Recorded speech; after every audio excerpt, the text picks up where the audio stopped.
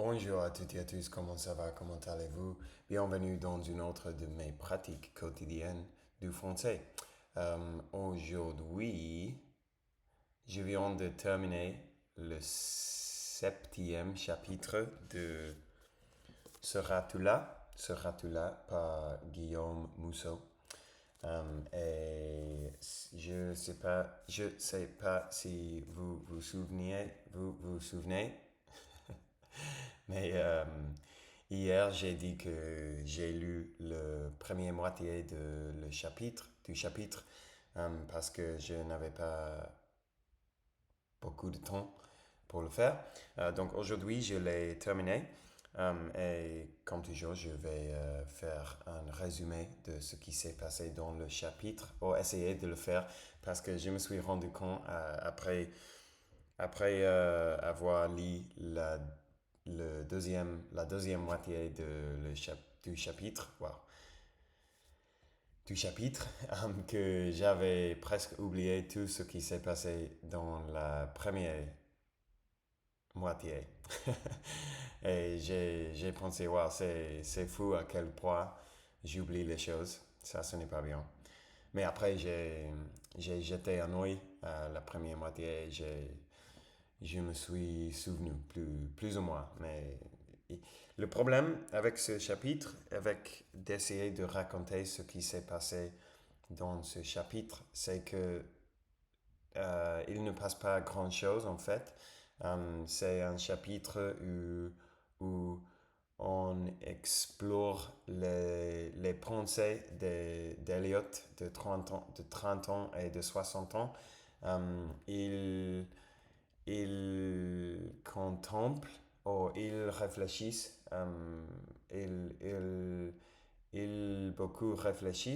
ils réfléchissent beaucoup.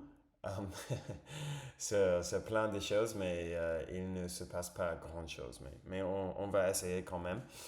Donc, à la fin à la fin de la dernier chapitre, on comprend que l'Eliot de 30 ans a reçu les résultats de l'examen des empreintes de doigts et qu'il savait que, en fait, oui, c'est vrai, cet homme qui constate d'être lui de l'avenir, c'est vrai, parce qu'il a les mêmes empreintes.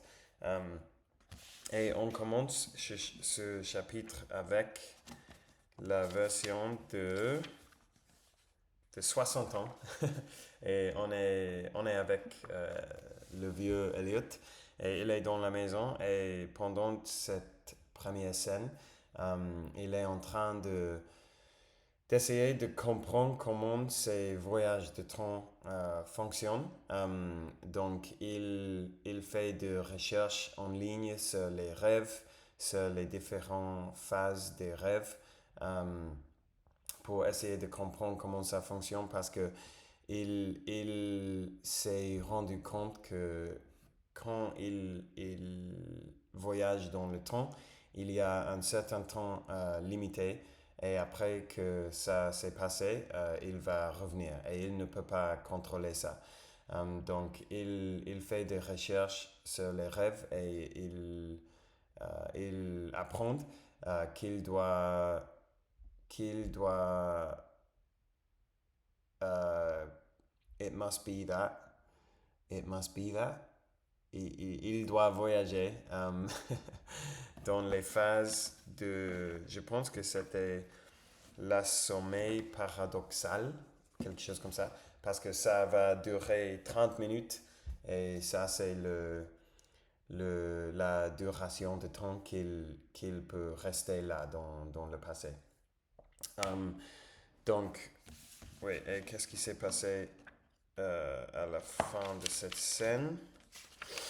Euh, ah oui, à la fin de cette scène, il reçoit un appel, un coup de fil de le labo, du labo, du labo de l'hôpital à qui il avait confié les résidus trouvés au fond du flacon de pilule. Et Et bon, donc évidemment, il a envoyé ces pilules qu'il utilise pour voyager dans le temps à un labo pour faire une analyse, pour comprendre comment il fonctionne. Et après, ça, c'est la fin de cette scène et on se rejoindre l'Eliott de 30 ans. Et qu'est-ce qui se passe ici? Ah oui, oui, il ne se passe pas presque rien dans cette scène, seulement on est avec Elliot et il est en train de réfléchir à la voyage de temps, comment ça fonctionne, s'il fait quelque chose maintenant, est-ce que ça va faire un effet à l'avenir ou est-ce ils sont des différents fils de temps. Je ne sais pas si ça c'est correct. Comme timelines. En anglais, je veux dire timelines. Ou est-ce qu'il peut communiquer avec cette version de lui? Donc, s'il fait quelque chose maintenant, est-ce que la version de lui à l'avenir va recevoir ça? Et toutes ces, en fait, c'est les choses assez classiques de les histoires de la voyage dans le temps parce qu'on a toujours ces questions de euh, mais si mais si je fais quelque chose maintenant, est-ce que la version de moi à l'avenir va avoir ces mémoires? Et donc, si je fais quelque chose, ça va changer. Si je fais quelque chose maintenant, ça va changer l'avenir. Et la version de lui ne va jamais revenir. Et donc, mais s'il ne revient jamais, ça va signifier que l'Eliott de 30 ans ne va faire ces choses. Donc, en fait, oui, il va revenir, mais s'il revient, Elliot va faire la chose qui va changer l'avenir et c'est un boucle impossible. Et ça, c'est le problème toujours avec les histoires dans les histoires de la voyage de temps. C'est on va très vite trouver de paradoxes et de choses qui ne marchent pas en fait. Mais ce n'est pas un problème. Je pense que quand on lit ou quand on expérimente une histoire de la voyage de temps, il faut laisser de côté ces pensées-là parce que plus ou moins, je pense que c'est impossible d'écrire une histoire qui a la voyage de temps qui ne va pas créer de problème avec l'histoire. Donc, en anglais, on dit to suspend our disbelief. Je me demande s'il y a suspendre notre incrédulité. Donc, on doit suspendre notre incrédulité pour pouvoir profiter de l'histoire parce qu'il y a plein de problèmes avec les histoires de la voyage de temps. Donc, oui, dans cette scène, Elliot de 30 ans, il pense à tout ça et, il se demande s'il sera possible de communiquer avec la version de lui de l'avenir. Et après, ouais, il décide d'essayer d'envoyer un message à le vieux. Mais on ne sait pas encore ce qu'il va faire, mais on va apprendre très vite. Ne vous inquiétez pas. Mais ça, c'est la fin de cette scène. Et après, on se rejoint à l'Eliott de 60 ans.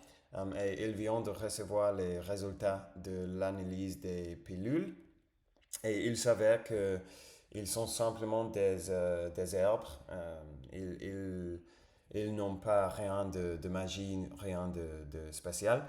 Donc à ce moment-là, Lelio de 60 ans,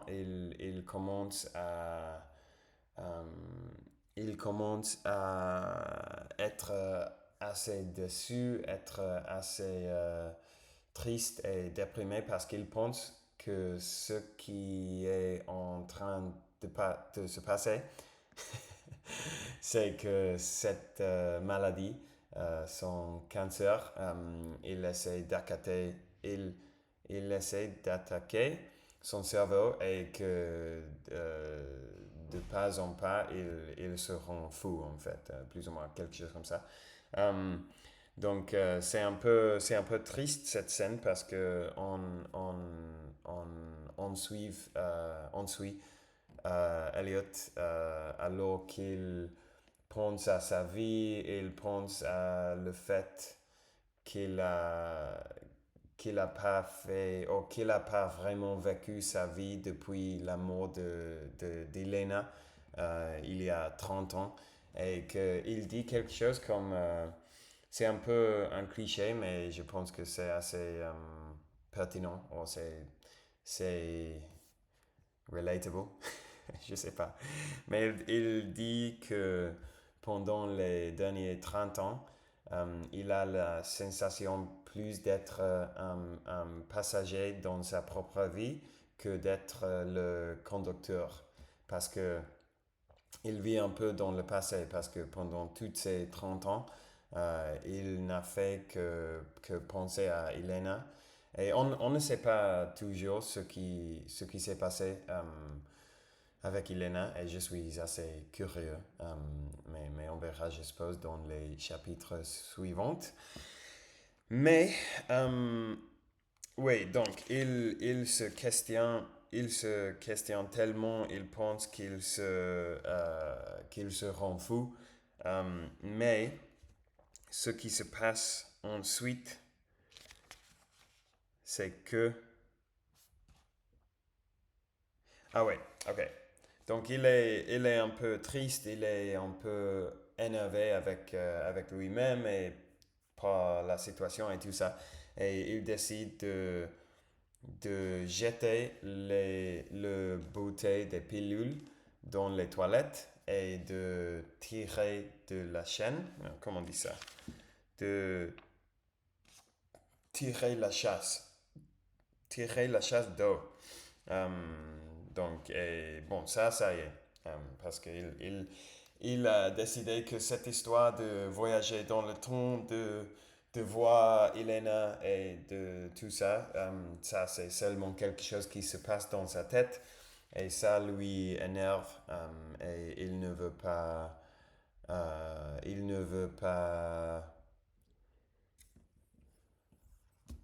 he doesn't want to engage more with this idea. Il ne veut pas prester davantage d'attention à ça, à ce qui se passe. Et ça, c'est la fin de la scène. Et après, on est avec Elliot à 30 ans. Et Elliot, il va à un studio de tatouage. Et on apprend qu'il a une amie qui travaille là. Et il décide de faire, en gros, il décide de faire un petit tatouage ici dans son épaule avec un message pour essayer de contacter la version de lui-même de 60 ans. Et ça, je pense que c'est un exemple de problème de les histoires de voyage de temps parce que à ce moment-là, il fait un message de tatouage, évidemment, à un moment donné, on va voir dans la prochaine scène que l'Eliot de 60 ans, il va trouver ça dans son épaule et ça va lui surprendre. Mais évidemment, si la version de 30 ans a fait ça, la version de 60 ans va le savoir déjà. Et il l'aurait vu à un moment donné dans les derniers 30 ans. Donc c'est un peu messy là. C'est un peu... je ne me souviens pas. Il y a un mot pour ça en français. Je vais le chercher. Euh, je pense que je pensais à bordélique, mais ouais, bordélique. C'est un peu difficile. C'est un peu en désordre. C'est un peu désordonné. Non, mais je veux dire vraiment que c'est un peu compliqué. C'est un peu bordélique. Je sais pas. Mais on ne doit pas réfléchir trop à ça. On ne doit pas trop réfléchir à ça parce que ça va détruire l'histoire. Euh, mais bon, oui. Et donc, il fait un tatouage dans son épaule. euh, et euh, pas, pas, pas grand-chose d'autre. Euh, il fait simplement ça. Et, ouais, il a une conversation avec son ami, mais rien ne se passe qui a à voir avec l'histoire principale. Donc, peu importe. Et finalement, on commence la dernière scène de ce chapitre et on est avec l'Eliot de 60 ans. Et maintenant, il continue à être triste dans sa maison parce que il a perdu l'espoir de voir Elena. Il a perdu l'espoir que quelque chose d'intéressant se passe dans sa vie. Et parce que à ce moment-là, il est super conscient du fait qu'il qu'il ne reste pas plein de temps avant de mourir parce que sa maladie il est de plus en plus grave. Donc il sait qu'il va mourir bientôt et le fait d'avoir eu cette idée que quelque chose de si, je sais pas, de si intéressant lui se passait, lui est arrivé et d'avoir perdu cet espoir et il se sent vraiment déprimé. Mais à un moment donné, il se sent en douleur à son épaule et il va regarder dans le miroir pour voir ce qui se passe. Et il voit le message. Et le message, il dit en fait, j'attends ta prochaine visite. Donc, évidemment, ça vient de l'élève de 30 ans. Et à ce moment-là, il se sent vraiment vivant, il se sent vraiment enthousiaste de nouveau. Mais il se dit, non, mais qu'est-ce que j'ai fait? J'ai tiré la beauté. Quel idiote je suis pour faire quelque chose dans un moment impulsif, énervé, des choses comme ça. Um, mais et là, il décide d'essayer de trouver le beauté. Et pendant le reste de la scène, il y avait plein de mots que je n'ai pas compris parce que il y avait plein de mots qui a par rapport à la tuboyari, non, comment on dit ça? Ah non, la tuyauterie et des choses comme ça. Donc, je pense avoir plus ou moins bien compris ce qui s'est passé, mais il y avait plein de noms je ne me, que je n'ai pas compris. Mais en gros, ce qui se passe, c'est que il met sa main dans la toilette. Au début, il met sa main dans la toilette pour essayer de trouver la bouteille. Évidemment, ce n'est pas là. Donc, il commence à réfléchir à comment ça fonctionne, la tuyauterie dans l'édifice, dans le bâtiment.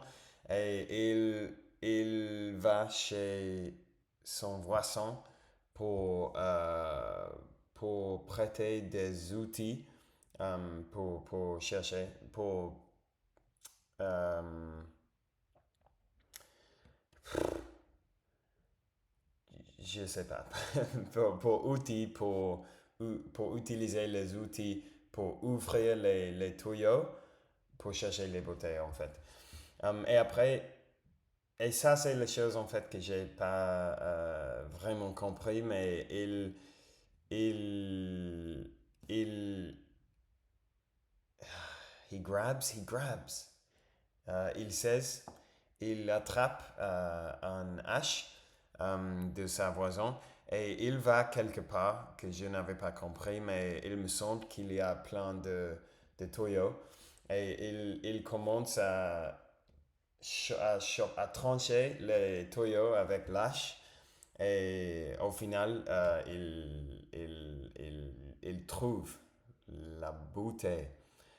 Et ça, c'est la fin. Il trouve la bouteille et en même temps, il trouve l'espoir. Ouh. Donc maintenant, on verra ce qui se passe. Parce qu'évidemment, il va continuer à voyager dans le temps. Et on verra, on verra. Donc, on verra combien de pages il y a dans le prochain chapitre. J'ai peur toujours de voir ça, mais demain je vais... Ah, wow, quel plaisir. Ok. Demain, il y a 16, seulement 16 pages. Donc ça, c'est bien. Ça ne va pas me prendre des heures et des heures à lire. Peut-être une heure. Non, peut-être moi. Ok. Et on espère que le fait d'avoir seulement 16 pages à lire, je vais pouvoir raconter mieux ce qui se passe. Donc ça y est pour aujourd'hui les amis. Je vais vous laisser là. Je vais vous souhaiter une journée incroyable avec une journée incroyable, plein de joie, plein de bonheur, plein d'amour, plein des amis, plein de proches, plein de bonnes choses, plein de chance et tout ça.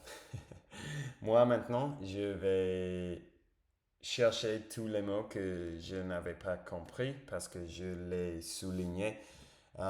Et après, en fait, j'ai j'ai un cours d'anglais que je vais donner à une fille qui m'avait contacté. Um, et j'ai le reste de la journée libre, donc je vais profiter de ça. Merci d'avoir regardé la vidéo, merci d'avoir passé ce petit moment avec moi ce matin, ce beau matin. Et on parlera demain, mes très chers amis. Ciao.